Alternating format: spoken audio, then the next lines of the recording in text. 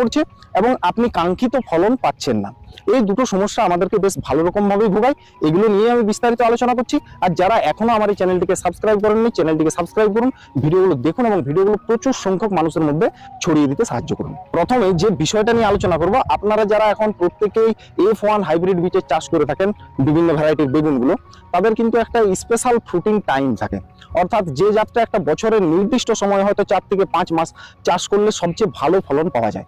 ধরুন একটা জাত আমি চাষ করেছি, যে জাতটা সবচেয়ে ভালো ফলন পাবো আমি বর্ষা থেকে